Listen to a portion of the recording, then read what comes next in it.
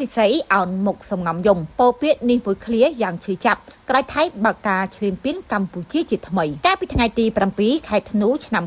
2025កន្លងទៅនេះទាហានថៃបានបើកការវាយប្រហារមកលើកម្ពុជាយ៉ាងកំរោលដោយរំលោភនិងបទឈប់បាញ់ជាថ្មីរហូតដល់ថ្ងៃទី8ខែធ្នូឆ្នាំ2025នៅតែមិនឈប់និងបន្តការបាញ់ប្រហារមកលើកងកម្លាំងកម្ពុជាជាបន្តបន្ទាប់តែនេះក៏បានធ្វើឲ្យប៉ះពាល់ដល់ប្រជាជនសូម្បីតែក្មេងៗកំពុងសិក្សានៅសាលារៀនក៏បានផ្អាកបណ្ដោះអាសន្នភ្លាមៗផងដែរក្នុងនោះដែរទស្សនវិជ្ជានៃការរត់ភៀសខ្លួនរបស់ប្រជាជនកម្ពុជាស្វែងរកទីទួលសុវត្ថិភាពកាលពីយប់ថ្ងៃទី7ខែធ្នូ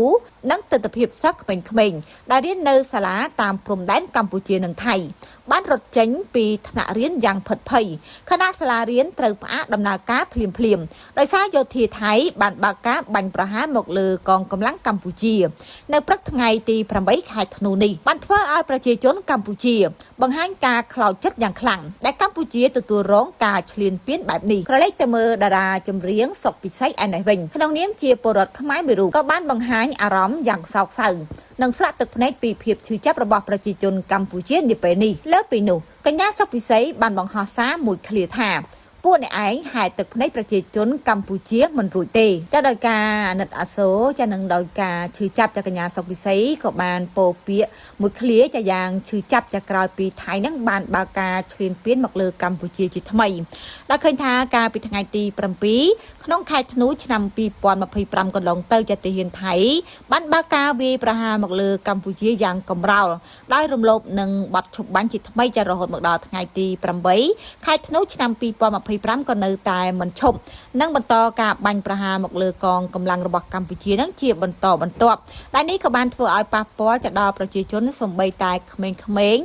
ដែលកំពុងតែសិក្សានៅក្នុងសាលារៀននឹងក៏បានផ្អាកបណ្ដោះអាសន្នភ្លាមៗផងដែរនៅក្នុងនោះផងដែរជាទស្សនវិជ្ជានៃការរត់ភៀសខ្លួនរបស់ប្រជាជនកម្ពុជាដើម្បីស្វែងរកទីទួលដើម្បីទទួលបានសុវត្ថិភាពจากការពីយប់ថ្ងៃទី